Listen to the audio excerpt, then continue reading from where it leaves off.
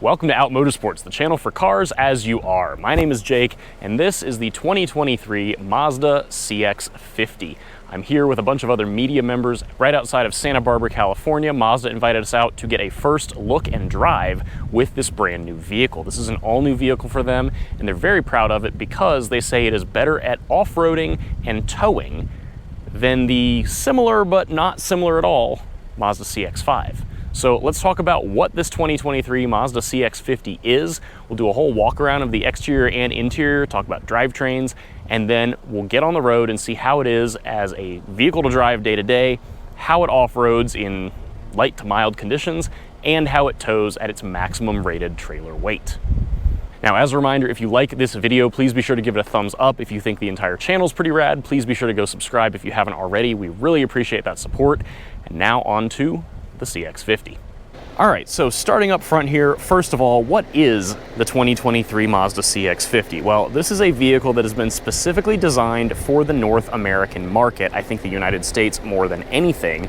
Mazda says it is designed to, quote, support active and outdoor lifestyles of this region.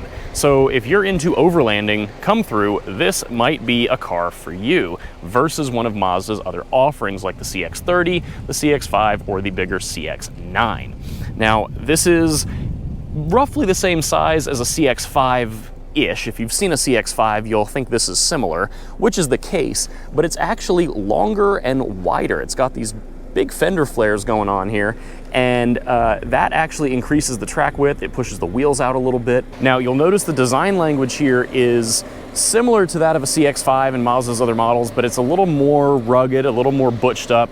You've got this black plastic cladding that runs all the way around the vehicle. We're seeing a lot of automakers do this now. Like it or not, it seems to be an indication that this is the rugged version of whatever it is you're driving. So Mazda has, of course, followed that trend.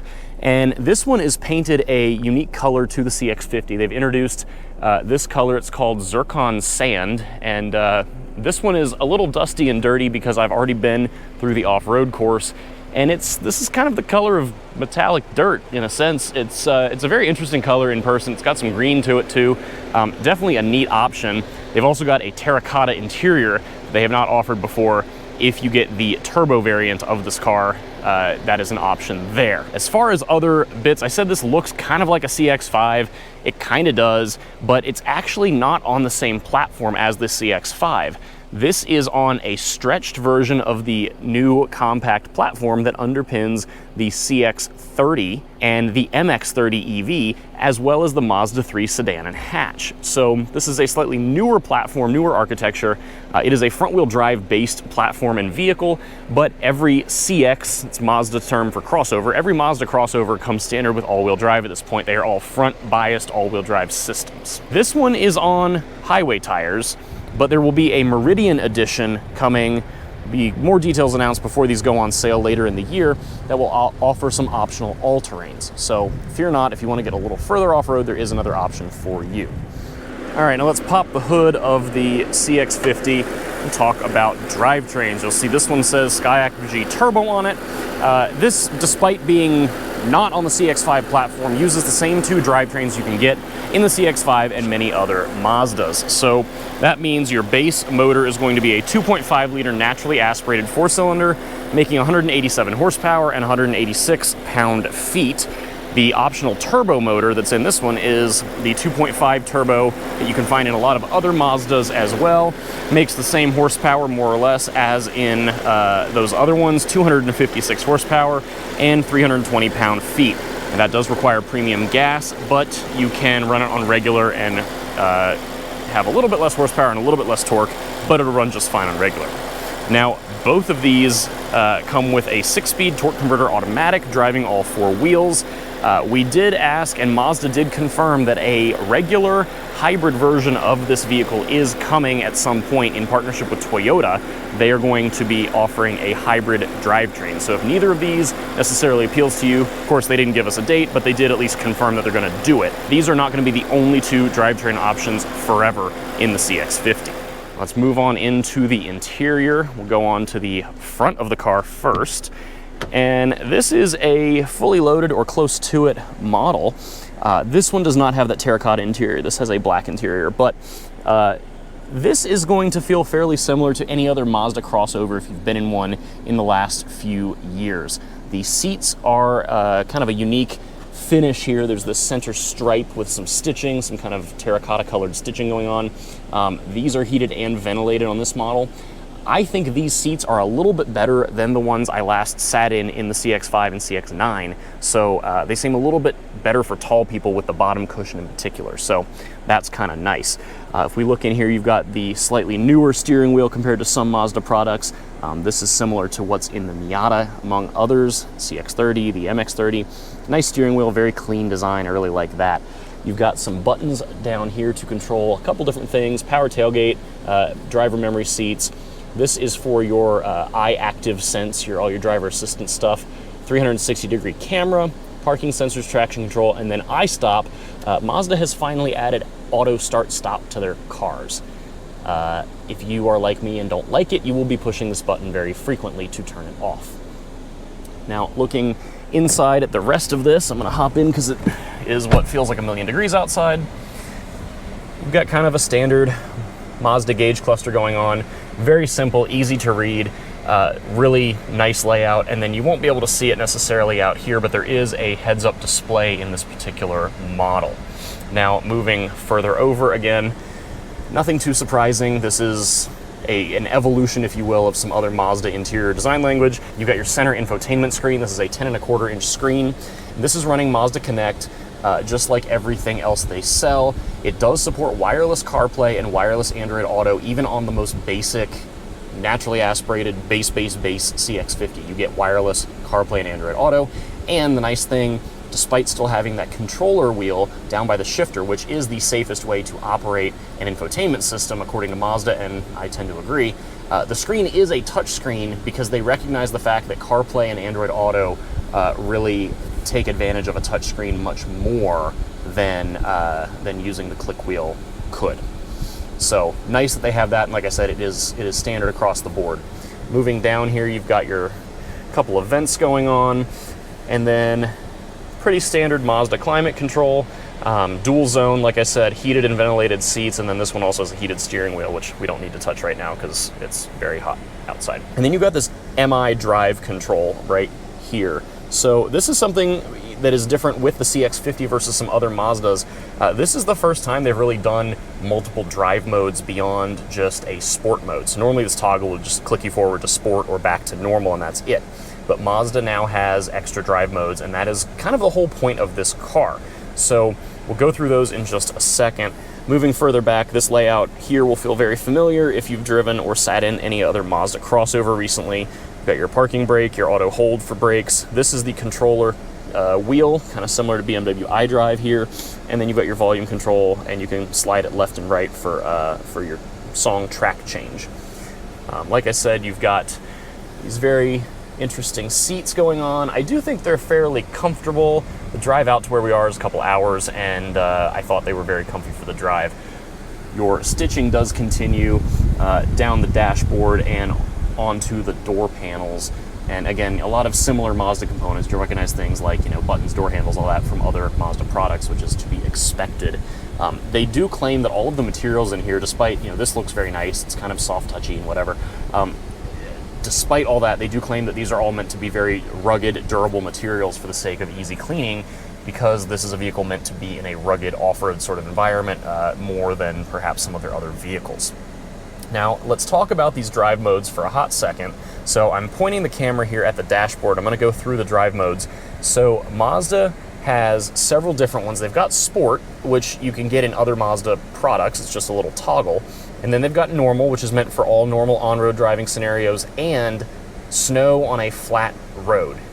You don't need the off-road drive mode for most snowy scenarios. And then if you go down, you've got the off-road mode.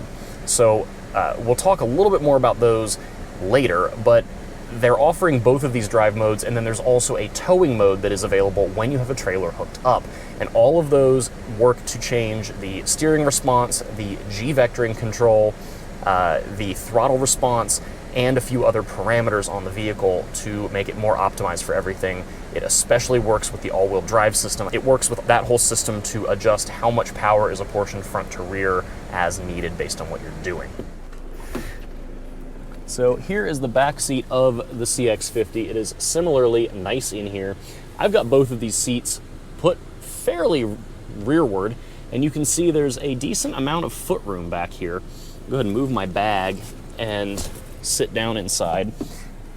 Now, I am about 6'1", so I have very good leg room going on. You can kind of see plenty of footroom and everything here. And then if we turn this around, you'll get a very awkward view of me. I do have decent headroom. My hair is kind of in the roof, but that's to be expected if you're a little taller of torso. The other interesting thing back here is that it is wider than a CX-5. Like I mentioned, overall dimensions are a little wider. The different shape of the body let Mazda push the wheels out a little bit, so you get a little bit wider track according to them, and it means that the wheels don't intrude on the space right here next to the outer passengers. So this cushion can be a little bit wider. You've got a little more room here for your arm, and then you've got your power window switch, your pretty average door panel going on. And then if we move over here to the center, you've got some air vents, which is great. And then this one also has heated seats on the two outboard seats.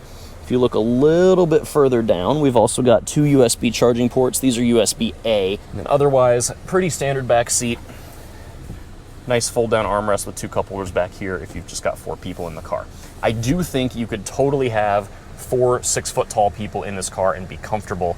And then the other thing you'll notice, as I move the camera up a little bit, this is Mazda's first panoramic sunroof. And it is a nice big panel. I can go ahead and open the sunshade here with this overhead switch. And it's a nice big panel of glass. The part that opens is fairly small up here, and it doesn't go very far back. So you get a lot of good light in here in the back seat and the front seat. But if I open this up, let all my air conditioning out, you'll see that's as far as it opens. So you don't actually get a lot of air in the car. I had it open on the drive here, and you don't get a lot of air in the car with the sunroof open, which is kind of a fascinating thing. Now, the other thing that Mazda said was so good about the CX-50 versus the CX-5 is because it is a larger vehicle, you do get more cargo room. And they said that they focused on adding cargo room lengthwise, not width. And that is because they wanted you to be able to have large objects that you might carry if you're going on a weekend of camping or a weekend of backpacking or whatever, where you have, say, a really long cooler or a tent or hiking poles or something. They wanted you to be able to slide everything in this way and not have to reach over things or unload part of the car to get everything else out. Kind of nice that they were able to do that. This is a large cargo space. There is a lot of room in here. I think a lot of people would be really happy with this. You do have a spare tire under here. This is not necessarily a flat, hidden floor. And then your subwoofer for your optional Bose sound system also lives in here. That is what lives under the floor. And then you've got hooks here. I assume there is a cargo cover that can go into these guys here. And then these little hooks will fold the back seats down nice and easy. And you do get a flat floor. So this is a lot of space with the seats dropped. I think it is a substantially larger interior as far as cargo volume is concerned and in passenger volume for not a whole lot of extra length on the exterior compared to that CX-5. Now that is your basic tour of this 2023 CX-50. So let's go ahead and get behind the wheel and see how it is to drive. All right, so let's talk about basic driving of the 2023 Mazda CX-50. You'll notice that we're on some twisty back roads here. Mazda, of course, has a very nice pre-planned driving route for us to get us to the towing and off-roading portions of the day. But took a little while on the interstate to get to these roads, so I had the car there in full-on normal mode, just cruising on the interstate, and it's exactly what you expect it would be. It's pretty comfortable, pretty quiet. You do get a little bit of tire and wind noise, which is just what you expect from anything that's not, you know, the equivalent of a Mercedes-Benz S-Class, but generally feels very good on the highway, of course. Drivetrains, like I mentioned, are the same in this as they are in the CX-5. So the ones we're driving are all the 2.5 turbo, so 320 pound-feet of torque and about 250 some horsepower. Now, that is on premium fuel. Mazda did confirm you can run these cars on 87 octane, just regular, if you want to, which can be handy, especially right now for, the way fuel prices are, you do lose 10 pound-feet of torque and about 25, 30 horsepower. But if you don't really care day to day, then it's another option for you and you save a little bit at the pump. Obviously, we're off the highway, we're on these back roads. This is one time where you can use the different drive modes and, according to Mazda, feel a difference. And in this case, it's definitely worth putting the car in sport. Now, Mazda did mention their approach to drive modes is not really what other manufacturers typically do, where if you've got a lot of qualities of the vehicle that can change between your throttle mapping, your steering feel, and then if you've got things like adaptive shocks or an active exhaust that can take on different characteristics based on your drive mode, Mazda doesn't want the car to do that. What Mazda wants is for the CX-50 to feel basically the same in every condition. So they've got it set up with a pretty good baseline, and then they're saying that depending on what you're doing with the car, you use the different drive modes to give it a heads up that here's the scenario, and it wants to keep kind of that base map everywhere. So in this case, I'm in sport mode because I want the car to just be a little more predictable on back roads. And what that's going to do is it's going to firm up the steering a little bit. It's going to change the transmission's programming and logic so that it doesn't upshift mid-corner, and it will downshift for you when you hit the brakes. Now I can also pop this over into a manual gate, and the transmission will hold the gears. Ooh, there we go. A little bit of understeer, but not bad. Transmission will hold the gears for you unless you hit the kickdown switch. So it's very well programmed, and if you're in this manual gate, the downshift action is pushing forward, not pulling toward you, which is the correct way it should be. So thank you, Mazda, for that. Now, as far as handling here, you can see I'm on some sort of tight back road. Mazda does mess with what they call G-vectoring control. So what G-vectoring does, it's not torque vectoring, but what it does is it basically adjusts the engine's torque output to make sure that you keep some weight on the front wheels while you're going through corners. And Mazda also messes with how much the all-wheel drive system engages so that you have maximum control during corner entry versus corner exit. They said they have a 9-plate clutch in the all-wheel drive's center differential down here, so they can really vary how much power goes to the system, to the rear wheels, and also it can hold a little bit more torque, which is helpful for towing, so we'll get to that in a little bit. Now, as far as how this is handling these corners, it feels pretty good. I think steering is nice and direct for this kind of vehicle. This is a very confidence-inspiring car for the size of what it is. I think Mazda does a nice job in general with that, and this is certainly no exception. It's, that's one thing where they're trying to really set themselves apart, is that this is a large-ish, they'll call it a compact, but this is kind of a large-ish compact crossover that, in theory, has, pretty good handling characteristics and steering feel to drive like a Mazda, which is to say as Miata-esque as possible. They've got that Jinba Atai philosophy, which goes through everything they make, so they say, and that phrase basically means the horse and rider as one. So they want you to feel very, very connected to the car. They want you to feel like you know exactly what it's going to do all the time. And I can say that this feels very good. It's easy to throw around. I'm really not nervous here at all, despite kind of throwing it around a bit. You can hear the tires in the background. And I've just got this in drive. I'm letting it just do its thing. And it'll rotate, it'll pivot.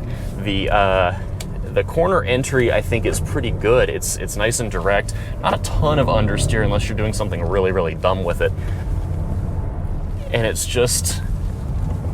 very confidence-inspiring, and that is the entire point of the brand, even when they make these crossovers. Not everyone can have a Miata, but if you like to drive, my impressions of this are similar to the CX-5 and the CX-9 I've driven in the past. It's a good default, and they're not giving you a lot of adaptive settings that get messed with, which is really fascinating to me. It's kind of the point of the drive modes, like they said. And as far as power output with this car, this is the same engine that's in a lot of vehicles, all the way down to the Mazda 3 Turbo, where it feels pretty sprightly there, although it is a very diesel-esque feel. Woo-hoo! Tires are loving this. So like I said, very diesel-like feel. You definitely feel the power taper off. You know, the turbo is set up in this car to do a lot of its work kind of in the middle of the tack. So from like 2,500 RPM to maybe 4,800, 5,000. Beyond 5,000, there's really no point in revving it out that far. It doesn't feel particularly great at the very tippy top of the tachometer, which is fine. The majority of people's driving will be at lower RPMs, and even with things like this, it's a very torquey motor, and that plus the 6-speed automatic versus, you know, competitors having 8, 9, 10 speeds, you know, these are longer gears that really emphasize the turbo over anything. So kind of a different approach, kind of an interesting approach, but I think it's one that works. The only time I really wish there was a little more horsepower on tap, because this is a torque-first motor, which feels great around town, feels great, you know, exiting a corner like this. Highway speeds, pulling out to pass, you could use, I don't know, I'd love like 50 more horsepower. And that's a complaint that I've had with the CX-9 and the CX-5 as well, because as you add weight to these vehicles, horsepower does matter a little bit for the sake of passing power. There's definitely some understeer here if you enter too quickly into a corner, as with anything, you know, front-wheel drive based all-wheel drive. But if you lift throttle, it very quickly tucks the nose in, so that's not all bad. And how often are you going to be driving like that anyway? All right, so we're here on the off-road course, and we're doing two different types of off-road driving here. This first style is meant to simulate basically, you know, forest roads, like you're going to a campsite or, you know, off to go hiking or something. So this is going to be like dirt and gravel. And what they're doing is more or less a rallycross course. So they have asked us to put the CX-50 in its off-road mode, which changes a little bit of how the all-wheel drive system responds and how the steering responds and the G-vectoring control. And then they said to run through this course at 30 miles an hour and to try and, quote, hug the cones. So here we go.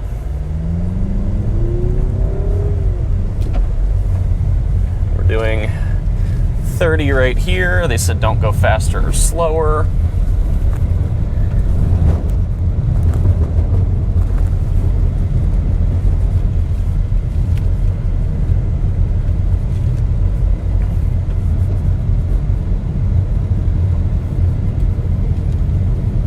And obviously, this is not really a challenge for the CX-50. It's frankly not a challenge what we're doing for most crossovers. If you got the ground clearance, pretty much anything will do this at its most basic tenet. Where it really changes is when you go to feed steering in. So we're still holding about 30, and the idea is to hug these cones and just slide it right through there.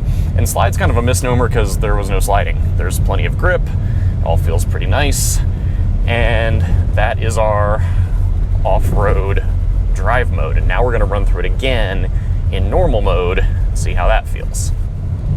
All right, we're doing this one more time, and we're gonna go through here again in normal mode and just sort of kick the tail out.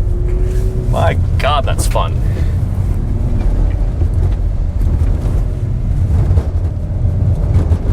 It really lets you play if you want to, which I so admire that they're letting you do it.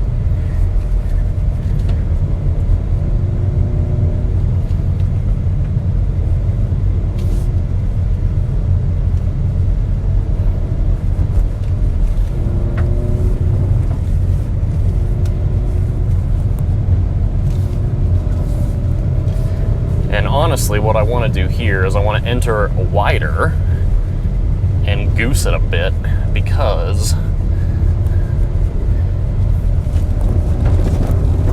that was perfect. That was so good.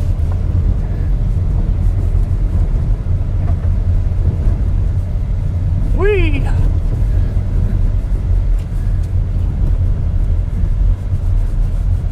Okie doke, so here is Mazda's hill climb. So we're in off-road mode, I'm in first gear, and we're gonna get some articulation, and I've got the 360-degree camera. There's a front-facing camera here, so as we go up, he said we're gonna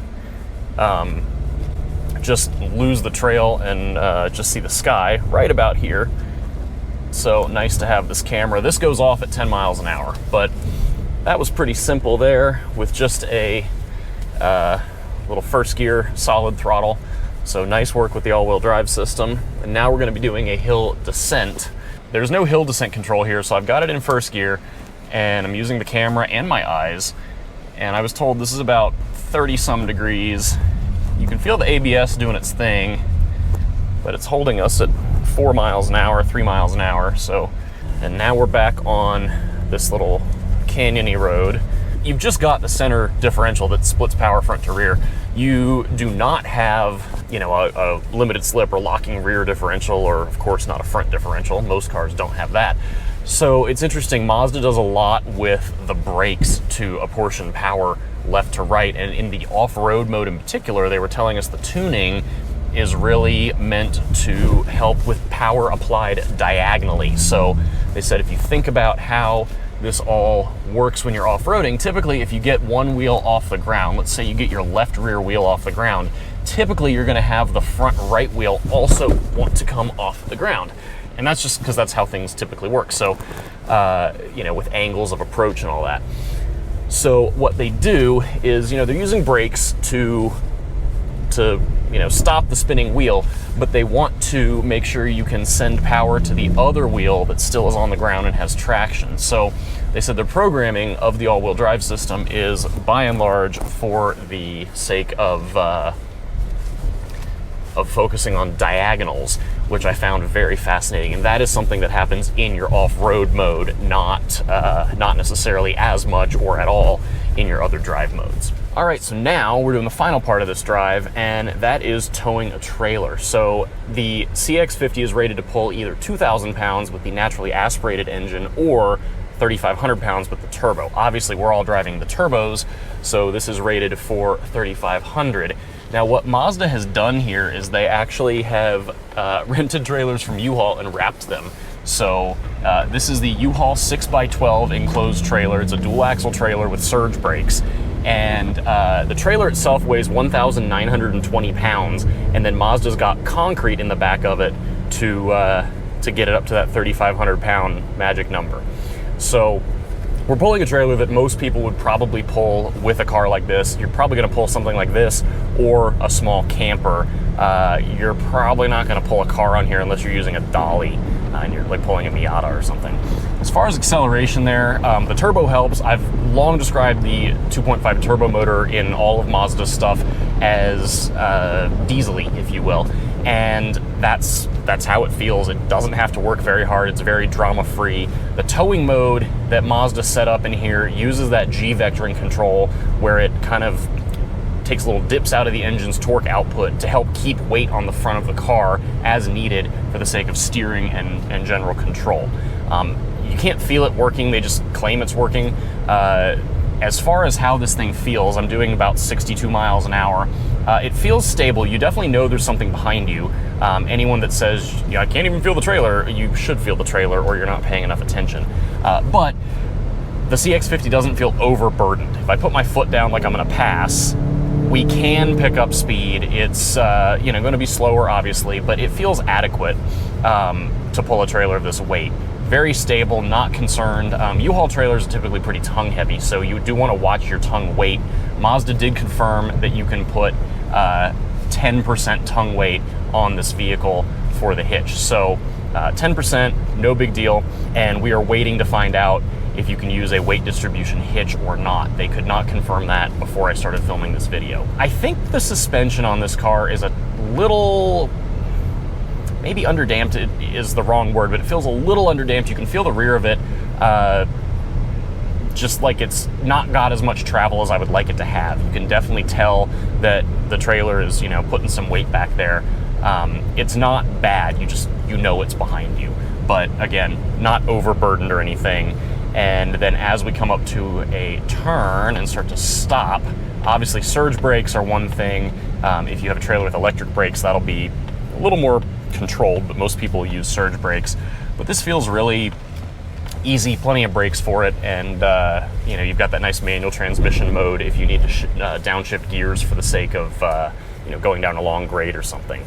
Now, what I noticed the car won't do is it will not downshift to help, with engine braking per se, but it, you can always downshift it down here on the shifter or with the paddles. I like the fact that Mazda has a tow mode on the CX-50. Their other vehicles don't have a tow mode, so it's really nice to have them at least considering what they can do in software to make this tow a little bit better than it probably would otherwise. And, really glad they have it. When they do the bigger CX-90, which they did confirm is coming to the US, my hope is that they'll be able to put maybe 5,000 pounds behind that, which would make it more helpful for those of us who want to tow a car with one of these Mazdas. This loaded up to the maximum weight feels about as good as you're going to get for a vehicle of this size. I think the only thing that really I don't feel like this is doing the best at is just that rear suspension and like body control when things get bumpy. And that kind of echoes how I feel about it during the off-roading. It's just, the suspension is good, but I think could have a teeny bit more travel and would make everything feel a little bit better. Maybe tweak the damping rates. And that's where something like an adaptive suspension would be helpful. But of course, you have to think about cost as well. So, it's a difficult balance to hit. All right, and that is it for this first look and first drive of the 2023 Mazda CX-50. Thank you so much for coming along. As always, be sure to like, comment, share, subscribe. We love all of that support so much. Thank you for that. You can also find us on other social media. We're on Facebook, Instagram, and Twitter at Out Motorsports. And if you'd like to connect with other LGBT automotive enthusiasts and motorsports competitors, head over to outmotorsports.com. We have a whole community over there, and we would love to get to know you. That is all for this episode. Thank you so much for watching. See you for the next one.